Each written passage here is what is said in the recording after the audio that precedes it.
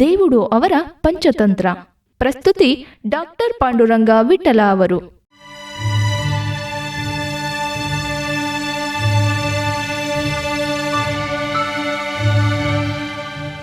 ಮಹಾವಿಷ್ಣುವು ಅದನ್ನು ಕೇಳಿ ತಾನೇ ಬಂದು ಎಲ್ಲವನ್ನೂ ವಿಚಾರಿಸಿ, ಗರುಡ, ಯೋಚಿಸಿದಿರು. ಸಮುದ್ರನಿಂದ ಟಿಟ್ಟಿಭದ ಮೊಟ್ಟೆಗಳನ್ನು ತರಿಸಿಕೊಡೋಣ, ಆಮೇಲೆ ಅಮರಾವತಿಗೆ ಹೋಗೋಣ ಎಂದು ಸಮುದ್ರನ ಮೇಲೆ ಕೋಪ ಮಾಡಿಕೊಂಡು ಬಾಣವನ್ನು ತೊಟ್ಟು ಹೊಡೆಯ ಹೋದನು. ಸಮುದ್ರವು ಅಂಜಿ ಗಡಗಡನೆ ನಡುಗುತ್ತಾ ಮೊಟ್ಟೆಗಳನ್ನು ತಂದುಕೊಟ್ಟಿತು. ಅವನ್ನು ಮಹಾವಿಷ್ಣುವು ಟಿಟ್ಟಿಭಕ್ಕೆ ಕೊಟ್ಟನು. ಅದು ಹೆಂಡತಿಯ ಕೈಗೆ ಕೊಟ್ಟಿತು. ಅದರಿಂದ ನಾನು ಹಾಗೆ ಹೇಳಿದೆನು, ಪುರುಷನು ಯಾವಾಗಲೂ ಪ್ರಯತ್ನವನ್ನು ಬಿಡಬಾರದು. ಸಂಜೀವಕನು ಮತ್ತೆ ಕೇಳಿತು, ಮಿತ್ರ, ಪಿಂಗಲಕನು ದುಷ್ಟಬುದ್ಧಿ ಎಂದು ನಾನು ನಂಬುವುದೆಂತು? ಇದುವರೆಗೆ ನನ್ನಲ್ಲಿ ಅಷ್ಟು ಸ್ನೇಹವಿಟ್ಟುಕೊಂಡಿದ್ದನಲ್ಲ. ದಮನಕನು ಅದಕ್ಕೆ ಹೇಳಿತು, ಅದನ್ನು ತಿಳಿಯುವುದು ಅಷ್ಟು ದೊಡ್ಡ ವಿಷಯವಲ್ಲ. ಅರಸನು ಮುಖವನ್ನು ಗಂಟಿಕ್ಕಿಕೊಂಡು ಕಣ್ಣು ಕೆಂಪಗೆ ಮಾಡಿಕೊಂಡಿರುವುದೇ ಗುರುತು. ಇನ್ನು ನಾನು ಹೋಗಿ ಬರುವೆನು. ನೀನು ಈ ಗುಟ್ಟನ್ನು ಹೊರಗೆಡವಬೇಡ. ಈ ರಾತ್ರಿ ಎಲ್ಲಾದರೂ ಹೊರಟು ಹೋಗುವುದಿದ್ದರೆ ಹೊರಟು ಹೋಗು. ಇಂತಹ ಸಂದರ್ಭಗಳಲ್ಲಿ ದೇಶತ್ಯಾಗ ಮಾಡುವುದು ತಪ್ಪಲ್ಲ. ಅಥವಾ ಇನ್ನು ಯಾವುದಾದರೂ ಮಾರ್ಗವನ್ನು ಅವಲಂಬಿಸಿ ಕಾಪಾಡಿಕೊಳ್ಳುವುದಾದರೂ ಸರಿಯೇ, ಹಾಗೇ ಮಾಡು ಎಂದು ಹೇಳಿ ದಮನಕನು ಕರಟಕನ ಬಳಿ ಹೋಯಿತು. ಕರಟಕನು ದಮನಕನನ್ನು ಕೇಳಿತು, ಏನು ಮಾಡಿ ಬಂದೆ? ನಾನು ಬೀಜವನ್ನೇನೋ ನೆಟ್ಟು ಬಂದೆ, ಮುಂದಿನದು ದೈವಚಿತ್ತ. ಹಾಗಂದರೇನು? ವಿಸ್ತಾರವಾಗಿ ಹೇಳು. ಅವರಿಬ್ಬರಿಗೂ ಮನಸ್ಸು ಒಡೆಯುವಂತೆ ಮಾಡಿ ಬಂದಿದ್ದೇನೆ. ಇನ್ನು ಅವರಿಬ್ಬರೂ ಒಟ್ಟಾಗಿರುವುದನ್ನು ನೀನು ಈ ಜನ್ಮದಲ್ಲಿ ನೋಡಲಾರೆ. ನೀನು ಹಾಗೆ ಕೋಪ ಮಾಡಬಾರದಾಗಿತ್ತು. ಅವರಿಬ್ಬರೂ ಪಕ್ವವಾದ ಸ್ನೇಹವುಳ್ಳವರು. ಅವರನ್ನು ನೀನು ಕೋಪಸಾಗರದಲ್ಲಿ ನೂಕಬಾರದಾಗಿತ್ತು. ಉಪಕಾರ ಮಾಡುವುದು ಕಷ್ಟ, ಅಪಕಾರಕ್ಕೇನು? ಯಾರು ಬೇಕಾದರೂ ಮಾಡಬಹುದು. ಹಾಗಲ್ಲ, ನೀನು ನೀತಿಶಾಸ್ತ್ರವನ್ನೇ ಅರಿಯೆ. ಕೇಳು, ಈ ಸಂಜೀವಕನು ನಮ್ಮ ಮಂತ್ರಿ ಪದವಿಯನ್ನು ಅಪಹರಿಸಿ ನಮಗೆ ಶತ್ರುವಾದನು. ಉದಾಸೀನನಾಗಿರುವನು ಎಂದು ಅವನನ್ನು ತಂದು ಅರಸನ ಹತ್ತಿರ ಸೇರಿಸಿದರೆ ಅವನಿಂದ ನಮ್ಮ ಪದವಿಗೆ ಊನವೂ ಬಂತು. ಅದರಿಂದ ಅವನನ್ನು ಕೊಲ್ಲಿಸುವುದನ್ನು ಯೋಚನೆ ಮಾಡಿದ್ದೇನೆ. ಅಥವಾ ಅವನು ದೇಶತ್ಯಾಗವನ್ನಾದರೂ ಮಾಡುವನು. ಈ ಗುಟ್ಟು ನಿನಗಲ್ಲದೆ ಇನ್ನು ಯಾರಿಗೂ ತಿಳಿಯದು. ನಾನು ಮಂತ್ರಿ ಪದವಿಯನ್ನು ಉಳಿಸಿಕೊಳ್ಳಲು ಹೀಗೆ ಮಾಡಿದ್ದೇನೆ. ಸಂಜೀವಕನು ಒಂದು ವೇಳೆ ಹತನೇ ಆದನು ಎನ್ನು, ಆಗಲೂ ನಮಗೆ ಅವನು ಆಹಾರವಾಗುವನು. ಅದರಿಂದ ಸಂಜೀವಕನು ಹೋದರೆ ಮೊದಲನೆಯದಾಗಿ ನಮ್ಮ ವೈರವು ಸಾಧಿಸಿತು, ಎರಡನೆಯದಾಗಿ ಮಂತ್ರಿ ಪದವಿಯು ಉಳಿಯಿತು, ಜೊತೆಗೆ ಹೊಟ್ಟೆಯೂ ತುಂಬುವುದು.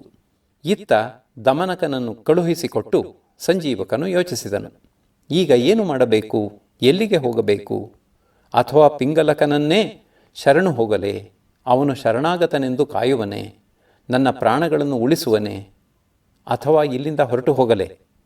ನಾನು ಎಲ್ಲಿ ಹೋದರೂ ಯಾವುದಾದರೂ ಒಂದು ದುಷ್ಟ ಪ್ರಾಣಿಯು ನನ್ನನ್ನು ಹೊಡೆದು ಹಾಕುವುದು.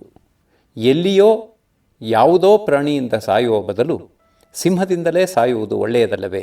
ದೊಡ್ಡವರೊಡನೆ ಸೆಣಸಿ ಸಾಯುವುದೂ ಒಳ್ಳೆಯದು. ಆನೆಯು ಪರ್ವತವನ್ನು ತಿವಿಯುವುದಕ್ಕೆ ಹೋಗಿ ಕೊಂಬು ಮುರಿದುಕೊಂಡಿತು ಎಂದರೆ ಅದೂ ಅದಕ್ಕೆ ಗೌರವವೇ ಅಲ್ಲವೇ? ಆದ್ದರಿಂದ ಯುದ್ಧವೇ ಸರಿ ಎಂದು ನಿಶ್ಚಯಿಸಿಕೊಂಡು ಮೆಲ್ಲನೆ ಮರುದಿನ ರಾಜಸಭೆಗೆ ಬಂತು. ಅರಸನೂ ಮಂತ್ರಿಯೂ ಒಬ್ಬರನ್ನೊಬ್ಬರು ನೋಡಿದರು.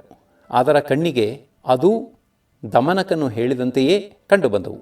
ಅದರ ಕಣ್ಣಿಗೆ ಇದೂ, ಇದರ ಕಣ್ಣಿಗೆ ಅದು ದಮನಕನು ಹೇಳಿದಂತೆಯೇ ಕಂಡುಬಂದವು. ಸಂಜೀವಕನು ಸಿಂಹಕ್ಕೆ ಎಂದಿನಂತೆ ಪ್ರಣಾಮವನ್ನು ಮಾಡದೆ ದೂರದಲ್ಲಿ ಕುಳಿತಿತು.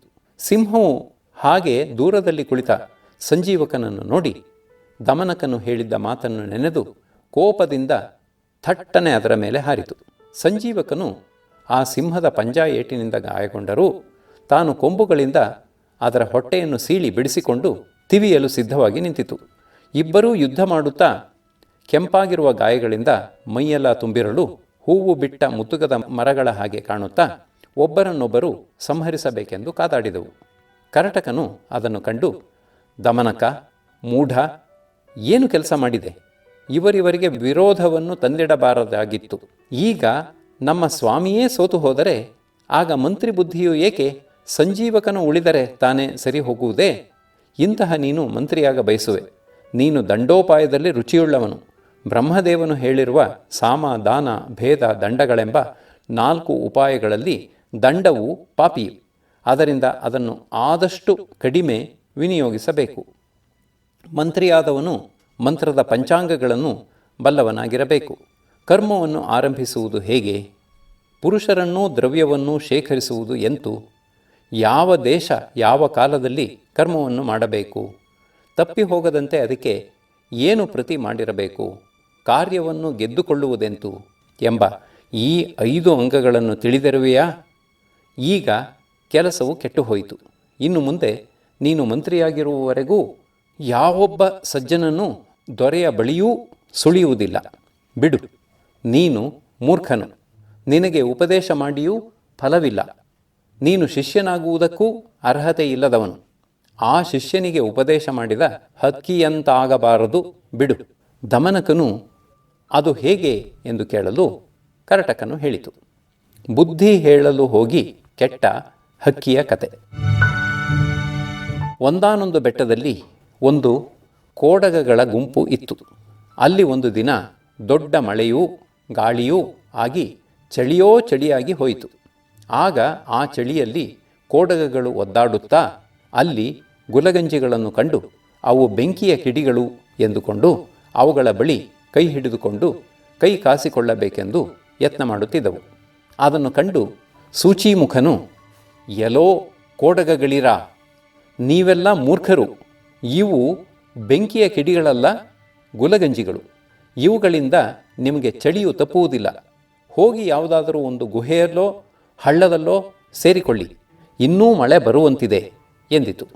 ಆ ಗುಂಪಿನಲ್ಲಿ ಒಂದು ಮುದಿ ಕೋಡಗವು, ನಿನಗೇನು, ಹೋಗು ಅವಿವೇಕಿ ಎಂದು ಬೈದರೂ ಬಿಡದೆ ಆ ಹಕ್ಕಿಯು ಹೇಳುತ್ತಲೇ ಇತ್ತು. ಕೆಲವು ಸಲ ಪದೇ ಪದೇ ಕೆಟ್ಟು ಹೋದವನನ್ನು, ಜೂಜುಗಾರನನ್ನು, ಸೋತವನನ್ನು ಮಾತನಾಡಿಸಬಾರದು ಎಂದು ಹಿರಿಯರು ಹೇಳುವ ಮಾತು ನಿಜವಾಯಿತು. ಯಾವುದೋ ಒಂದು ಕೋಡಗಕ್ಕೆ ರೇಗಿತು. ಅದು ಹೋಗಿ ಆ ಹಕ್ಕಿಯನ್ನು ಹಿಡಿದು ಅಪ್ಪಳಿಸಿ ಕೊಂದಿತು. ಅದರಿಂದ ಹಾಗೆ ಹೇಳಿದನು, ಈಗ ನೀನು ಮಾಡಿದ ಕೆಲಸವು ಹಾವನ್ನು ಹಾಳು ಮಾಡಲು ಹೋಗಿ ಸಪರಿವಾರನಾಗಿ ತಾನೇ ಹಾಳಾದ ಬಕದ ಕೆಲಸದಂತ ಆಯಿತು. ದಮನಕನು ಅದು ಹೇಗೆ ಎನ್ನಲು ಕರಟಕನು ಹೇಳಿತು. ಹಾಳು ಮಾಡಲು ಹೋಗಿ ಹಾಳಾದ ಕತೆ. ಒಂದಾನೊಂದು ಅರಣ್ಯದಲ್ಲಿ ಒಂದು ದೊಡ್ಡ ಆಲದ ಮರ ಇರುವುದು. ಅದರಲ್ಲಿ ಬಕಪಕ್ಷಿಗಳು ಗೂಡು ಮಾಡಿಕೊಂಡು ಸುಖವಾಗಿದ್ದವು. ಅಲ್ಲಿಗೆ ಒಂದು ಹಾವು ಬಂದು ಸೇರಿಕೊಂಡಿತು. ಅದು ಆ ಹಕ್ಕಿಗಳ ಮರಿಗಳನ್ನು ರೆಕ್ಕೆ ಹುಟ್ಟುವುದಕ್ಕೆ ಮುಂಚೆಯೇ ತಿಂದು ಬಿಡುವುದು. ಹೀಗೆ ಸ್ವಕುಲವು ನಾಶವಾಗುತ್ತಿರುವುದನ್ನು ಕಂಡು ಆ ಹಕ್ಕಿಗಳಿಗೆ ಬಹಳ ಸಂಕಟವಾಯಿತು. ಒಂದಂತೂ ನೀರಿನ ತೀರದಲ್ಲಿ ಕುಳಿತುಕೊಂಡು ಹೋ ಎಂದು ಅತ್ತಿತು. ಅದನ್ನು ಕಂಡು ಒಂದು ಏಡಿಯು, ಮಾವ, ಏತಕ್ಕೆ ಇಷ್ಟು ಅಳುತ್ತಿರುವೆ ಎಂದು ಕೇಳಿತು. ಅದಕ್ಕೆ ಆ ಕೊಕ್ಕರೆಯು, ಮಗು, ಏನು ಹೇಳಲಿ, ನನ್ನ ದುರದೃಷ್ಟಕ್ಕೆ ನಾವಿರುವ ಮರದಲ್ಲಿ ಒಂದು ಹಾವು ಬಂದು ಸೇರಿಕೊಂಡಿದೆ. ಅದು ನನ್ನ ಮಕ್ಕಳನ್ನೆಲ್ಲ ತಿಂದು ಹಾಕಿಬಿಟ್ಟಿತು. ನಾನು ಆ ದುಃಖವನ್ನು ಸೈರಿಸಲಾರೆ. ಏನಾದರೂ ಉಪಾಯ ಹೇಳುವೆಯಾ, ಆ ನೀಚನು ಧ್ವಂಸವಾಗಿ ಹೋಗುವ ಹಾಗೆ ಎಂದು ಕೇಳಿಕೊಂಡಿತು. ಏಡಿಯು ಅದನ್ನು ಕೇಳಿ ಯೋಚಿಸಿತು. ಈ ಹಕ್ಕಿಯು ನಮ್ಮ ಜಾತಿಗೂ ವೈರಿಯು. ಅದರಿಂದ ನಾನು ಹೇಳುವ ಉಪಾಯವು ಸತ್ಯವೂ ಆಗಿರಬೇಕು, ಕೊಕ್ಕರೆಗಳು ಹಾಳಾಗಬೇಕು. ಅಂತಹ ಉಪಾಯವನ್ನು ಯೋಚಿಸಿ ಹೇಳಬೇಕು. ಕೇಳಿಲ್ಲವೇ? ಚಿತ್ತದಲ್ಲಿ ದಯೆಯ ತೊರೆದು ಬೆಣ್ಣೆಯಂಥ ಮಾತನಾಡಿ ಹಗೆಗೆ ಹಿತವ ಹೇಳಬೇಕು, ಮೂಲ ಸಹಿತ ಕೊಲ್ಲಬೇಕು ಎಂದು ಒಂದಷ್ಟು ದೀರ್ಘಕಾಲ ಯೋಚಿಸಿ ನೋಡಿ ಹೇಳಿತು.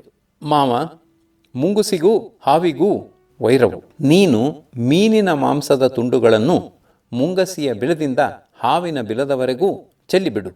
ಮುಂಗಸಿಯು ಮಾಂಸದ ತುಂಡುಗಳ ಜಾಡು ಹಿಡಿದು ಹೋಗಿ ಆ ಹಾವನ್ನು ಕೊಂದು ಬಿಡುವುದು. ಕೊಕ್ಕರೆಯು ಸರಿ ಸರಿ ಎಂದು ಹಾಗೆಯೇ ಮಾಡಿತು. ಮುಂಗುಸಿಯು ಆ ಮೀನು ತುಂಡುಗಳನ್ನು ಅನುಸರಿಸಿಕೊಂಡು ಹೋಗಿ ಹಾವಿನ ಬಿಲಕ್ಕೆ ನುಗ್ಗಿ ಅದನ್ನು ಕೊಂದಿತು. ಹಾಗೆಯೇ ಮರದ ಮೇಲಕ್ಕೂ ಹತ್ತಿ ಅಲ್ಲಿರುವ ಕೊಕ್ಕರೆಯ ಕುಲವನ್ನೂ ಧ್ವಂಸ ಮಾಡಿತು. ದಮನಕ, ನೀನು ಬಕದಂತೆ ಉಪಾಯವನ್ನು ಚಿಂತಿಸಿದೆಯೇ ಹೊರತು ಅಪಾಯವನ್ನು ಚಿಂತಿಸಲಿಲ್ಲ. ಅದರಿಂದ ಹೀಗಾಯಿತು. ಇದರಿಂದ ನೀನು ಎಷ್ಟು ದುಷ್ಟನು, ಎಂತಹ ಸೊಟ್ಟ ಬುದ್ಧಿಯವನು ಎಂಬುದು ಪ್ರಕಟವಾಯಿತು. ನೀನು ನಿನಗೆ ಅನ್ನವಿಕ್ಕಿದ ಅರಸನಿಗೇ ಇಂತಹ ದೆಸೆಯನ್ನು ತಂದಿಟ್ಟೆಯಲ್ಲ, ಇನ್ನು ನಿನಗೆ ನಮ್ಮಂತಹವರನ್ನು ಕಂಡರೆ ಗಣನೆಯೇ? ಹುಸಿಯನ್ನು ಹೇಳಿದರೂ ಹಸನಾಗಿ ಹೇಳಬೇಕು, ಅದೂ ನಿನಗೆ ಬರದು ಎಂದಿತು. ದಮನಕನು ಅದು ಹೇಗೆ ಎನ್ನಲು ಕರಟಕನು ಹೇಳಿತು, ಹಸನಾಗಿ ಹೇಳದ ಹುಸಿಯ ಕತೆ.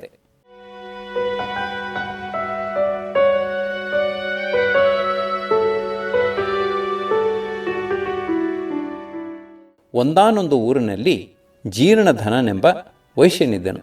ಅವನಿಗೆ ದುರದೃಷ್ಟದಿಂದ ಹಣವು ಕಳೆದು ಹೋಯಿತು. ಚೆನ್ನಾಗಿ ಬದುಕಿ ಬಾಳುತ್ತಿದ್ದವನು ನಾನು ಇಲ್ಲಿ ಹೀಗೆ ತಿರುಪದವನ ಹಾಗೆ ಇರುವುದು ಸರಿಯಲ್ಲ ಎಂದು ದೇಶಾಂತರ ಹೋಗುವುದು ಎಂದು ಗೊತ್ತು ಮಾಡಿಕೊಂಡನು. ಅವನ ಮನೆಯಲ್ಲಿ ತಲೆತಲಾಂತರದಿಂದ ಬಂದ ಒಂದು ತಕ್ಕಡಿ ಇತ್ತು. ಅದು ಒಂದೇ 8 ಮಣ ತೂಗುವುದು. ಅದನ್ನು ತನ್ನ ಸ್ನೇಹಿತನಾದ ಮತ್ತೊಬ್ಬ ಶೆಟ್ಟಿಯ ಮನೆಯಲ್ಲಿಟ್ಟು ಹೊರಟು ಹೋದನು.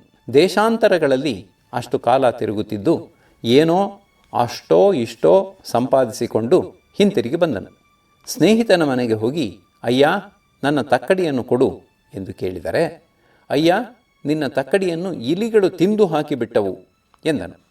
ಈ ವೈಶ್ಯನು ಇರಲಿ, ಇವನ ಹುಸಿಯನ್ನು ಹುಸಿಯಿಂದಲೇ ಗೆಲ್ಲಬೇಕು ಎಂದು ನಿಶ್ಚಯಿಸಿಕೊಂಡನು. ಅಯ್ಯ, ಇಲಿಗಳು ತಿಂದರೆ ನಿನ್ನ ತಪ್ಪೇನು?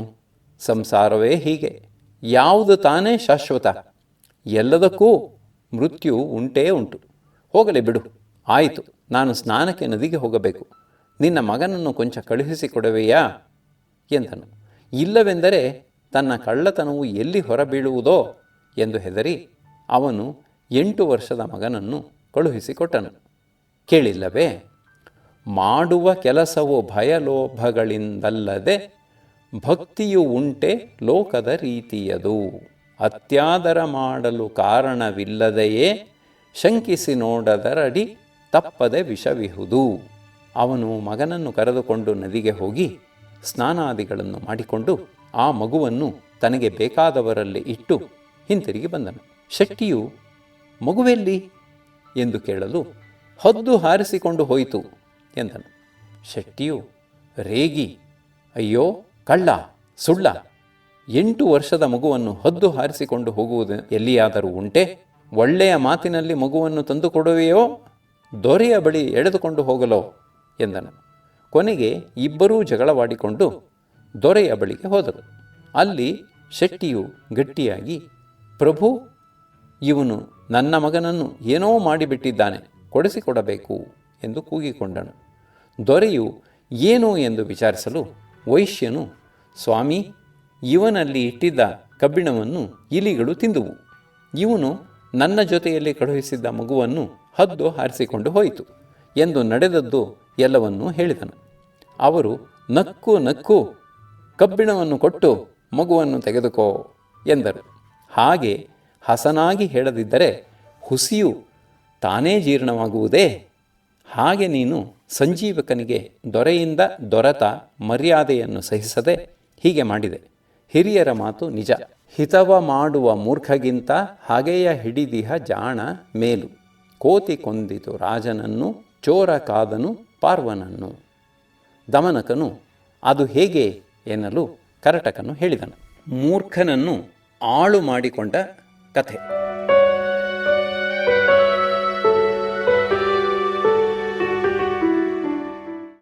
ಒಬ್ಬನೊಬ್ಬ ರಾಜನಿದ್ದನು. ಅವನು ಒಂದು ಕೋತಿಯನ್ನು ಸಾಕಿದನು. ಅದರ ಮೇಲೆ ಅವನಿಗೆ ಬಹಳ ವಿಶ್ವಾಸ ಬಂತು.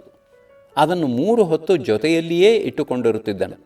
ಅದು ಹೇಳಿದ ಮಾತು ಕೇಳುತ್ತಾ ಅರಸನಲ್ಲಿ ಬಹುಭಕ್ತಿಯನ್ನು ಇಟ್ಟುಕೊಂಡಿತ್ತು. ಒಂದು ದಿನ ಅರಸನು ಮಲಗಿ ನಿದ್ದೆ ಹೋಗುತ್ತಿದ್ದನು. ಕೋತಿಯೂ ಹತ್ತಿರದಲ್ಲಿಯೇ ಕುಳಿತಿತ್ತು. ಒಂದು ನೊಣವು ಬಂದು ಅರಸನ ಎದೆಯ ಮೇಲೆ ಬಂದು ಕುಳಿತುಕೊಳ್ಳುತ್ತಿತ್ತು. ಕಪಿಯು ಎಷ್ಟು ಸಲ ಓಡಿಸಿದರೂ ಅದು ಮತ್ತೆ ಮತ್ತೆ ಬರುತ್ತಲೇ ಇರಲು ಅದಕ್ಕೆ ಕೋಪ ಬಂತು. ಬೇಡ, ಇನ್ನೊಮ್ಮೆ ಬಂದರೆ ನಿನ್ನನ್ನು ಕೊಂದು ಹಾಕುವೆನು ಎಂದು ಕೂಡ ಹೇಳಿತು. ನೊಣವು ಕೇಳಲಿಲ್ಲ, ಮತ್ತೆ ಬಂದು ಕುಳಿತುಕೊಂಡಿತು. ಆಗ ಕೋತಿಯು ಅಲ್ಲಿದ್ದ ಗದೆಯನ್ನು ಎತ್ತಿ ಅದರ ಮೇಲೆ ಹಾಕಿತು. ಅರಸನು ಆಗಲೇ ಸತ್ತನು. ಕಳ್ಳನು ಕಾಪಾಡಿದ ಕತೆ. ಒಂದಾನೊಂದು ಊರಿನಲ್ಲಿ ಒಬ್ಬ ವಿದ್ವಾಂಸನಿದ್ದನು. ಅವನು ಹಿಂದಿನ ಜನ್ಮದ ಪ್ರಾರಬ್ಧದಿಂದ ಕಳ್ಳನಾಗಬೇಕಾಗಿ ಬಂತು. ಅವನು ಒಂದು ದಿನ ದೂರ ದೇಶದಿಂದ ಬಂದ 4 ಬ್ರಾಹ್ಮಣರು ವ್ಯಾಪಾರ ಮಾಡುತ್ತಿರುವುದನ್ನು ಕಂಡನು. ಏನಾದರೂ ಮಾಡಿ ಅವರ ಹತ್ತಿರ ಇರುವ ಹಣವನ್ನು ಹಾರಿಸಬೇಕು ಎನಿಸಿತು. ಅವರ ಬಳಿ ಸಾರಿ ಅನೇಕ ಶಾಸ್ತ್ರವಾಕ್ಯಗಳನ್ನೂ ಸುಭಾಷಿತಗಳನ್ನೂ ಹೇಳಿ ಮಧುರ ವಚನಗಳನ್ನು ಆಡಿ ಅವರ ವಿಶ್ವಾಸವನ್ನು ಸಂಪಾದಿಸಿದನು. ಕೇಳಿಲ್ಲವೇ? ಅಸತಿಯು ನಾಚುವಳತಿಯಾಗಿ ಉಪ್ಪಿನ ನೀರುಹುದತಿ ತಂಪು ಜಂಭವ ಗೈವ ಸುವಿವೇಕ ದುಷ್ಟನು ನುಡಿವನು ಪ್ರಿಯನಾಗಿ.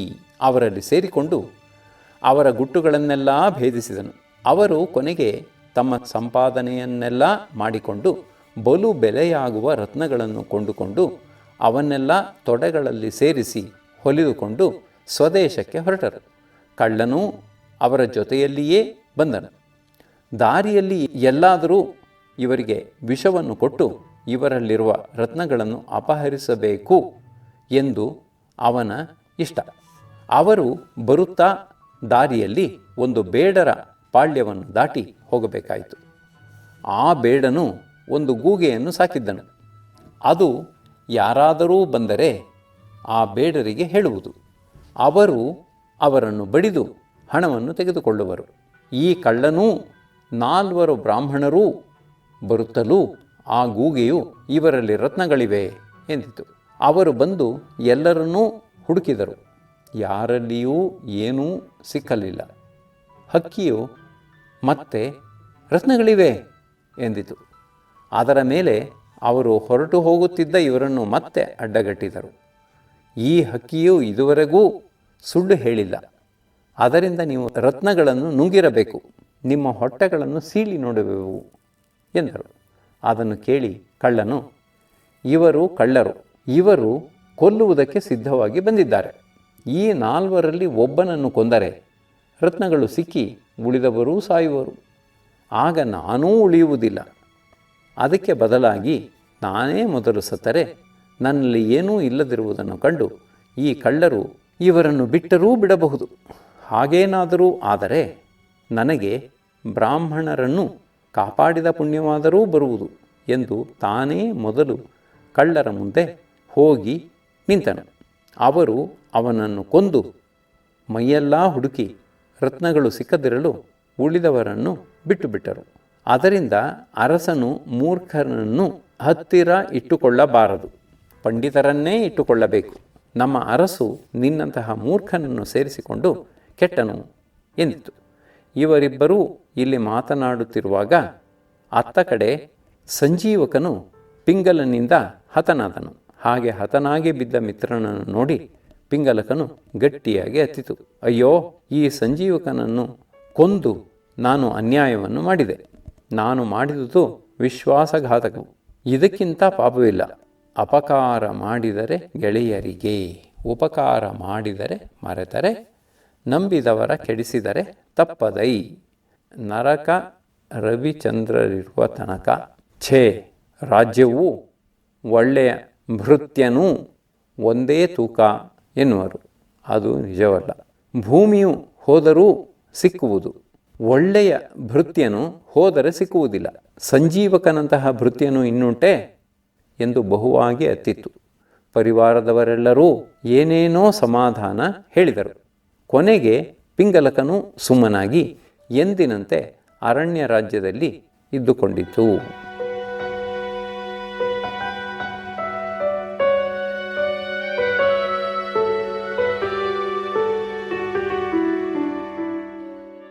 ಇಂತಿದು ಹೊಸಗನ್ನಡ ಪಂಚತಂತ್ರದಲ್ಲಿ ಒಡೆಯುವುದು ಎಂಬ 4ನೆಯ ತಂತ್ರವು ಮುಗಿದುದು.